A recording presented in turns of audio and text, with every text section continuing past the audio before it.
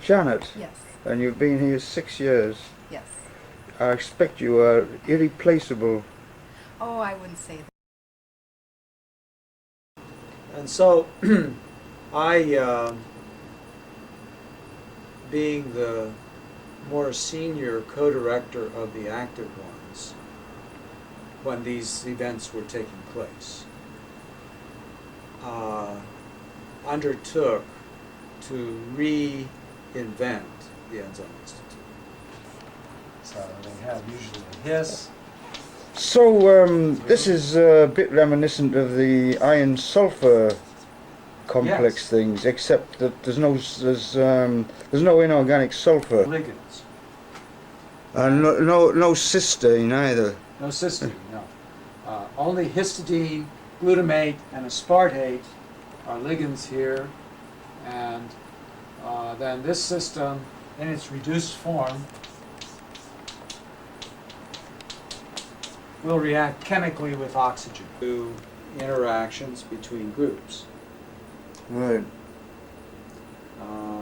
No one today believes that a group can be completely separate and independent of other groups in order to get atomic level understanding and comprehension of how proteins work.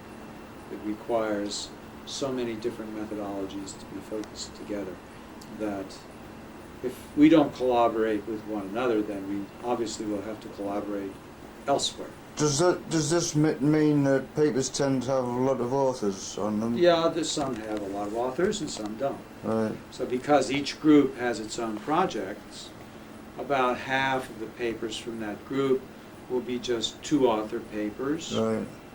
The senior person and a postdoc or graduate student, or there may be three if there was a minor contribution by a third person. But as soon as it's a structural paper or a spectroscopic paper, then it will be two or three from each of two groups. Yes. On the paper. I wonder what, talking about X-ray crystallography and stuff like that, I wonder what's happened to Watson these days, because he was at Ann Arbor, wasn't he, after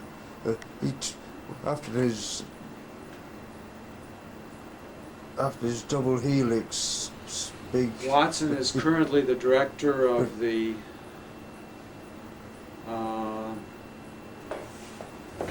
Because he was director at Ann Arbor at one, some time back. I know that. well, he was professor at Harvard for a long time, biological laboratories, but he is the director of the Cold Spring Harbor Laboratory on Long Island. Ah, that's right. Yes, I remember. No, as soon as yes, that's right. And he directs that, and he organizes symposia. I was there at a symposium. I spoke a few years ago on the project. For a time, he was the director of the Human Genome Project. But he and the director of the NIH didn't get along, so he was replaced. Excellent hoods, because we do some chemical synthesis. So with HPLC, there's almost nothing that you can't separate.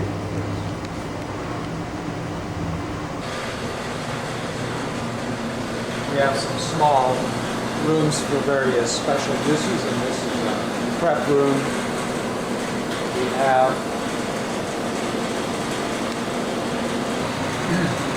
everything to do with purification and research on this enzyme is done in this chamber.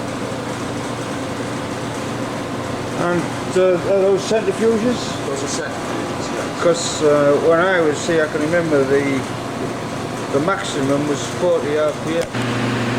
Just the process of cleaning it will reoccupy it. This is the biggest cold room I've ever seen. I mean, unless you...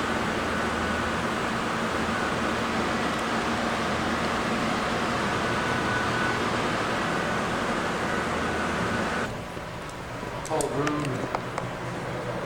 See here, one of the postdocs is in fact right now examining protein crystals in a set of trials that he has set up. That's Andy Gulick. You say this is the original Coldrone? Yeah. Didn't have for all this the- one. There's a steroid hormone that is a natural intermediate between the cholesterol that's the parent of all hormones. And we have two compounds. We have a total now of 22 compounds that are active in our test, which is weight loss in obese animals. And these are related, I think, They're compounds. related to the parent hormone, which we abbreviate DHEA. And the two of the compounds are produced by a hydroxylase, and the next one, that hydroxylase compound product, is converted to a keto compound by a dehydrogenase, and that compound is much more active than the parent hormone. And we have found that it is absolutely non-toxic. We gave it in 5 different experiments, increasing the dose. And in the last experiment, we went to 140 milligrams per kilogram of body weight daily, which is like you or me eating a whole handful of the drug. And we did laparotomies, no histological changes when the compound was fed for 28 days at that massive dose, no change in blood chemistry, no change in differential white cells, and we therefore think it's going to be innocuous, it's going to be harmless. So you should have no problem getting funding for this. We're funded by a small company in Minneapolis. But the exciting thing is that we are treating a couple of SIV-infected monkeys. And the one monkey we started out last October. We gave a ½ gram per day to the monkey for 5 days a week. His low count, 5.3 million white cells per cubic centimeter, went up over a period of 4 weeks. We took him off, went down a little bit, but not as far as it had been originally. We gave him another round, it went up. We took him off, it went down, but not as far as it had the previous time. And we gave him a third round, and his count is in the high normal range. And the CD4 cells, which are the key thing that what the physician says when the guy with HIV infection gets down to 200 CD4 cells per cubic millimeter now, not centimeter, you've got AIDS on your hand. Our monkey had 190, and after those 3 rounds of treatment, he was up at 1,200, more than 6-fold increase. So we are chomping at the bit to get into AIDS patients. Right. And we've been told that you can't go to FDA with one monkey, even though it is a spectacular response. So we now are starting on 2 other ones. So what have they given some indication of what will satisfy them before you go into human? Well, they want toxicity data on 3 species, not just on 1 species, which we have already. We've given it to rats for 100 days with no toxicity. I've taken it for 2 weeks just to Have you? test it. Wow. And I think I'm all right. So that's where we are. You'd better get a second opinion about that. That might be very subjective. Well, we'll hope the second opinion will be good too. But that's what we're doing.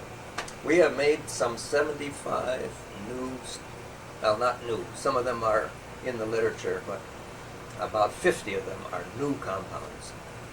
And about 25 of them are known compounds, and we've tested another 70. So how did this start? What set you off? What started you off on this? Oh, we started in 1959 when we were studying the thyroid hormone, and we found that the thyroid hormone would induce 2 enzymes, one in the mitochondria, one in the cytosol, 20-fold above normal concentration.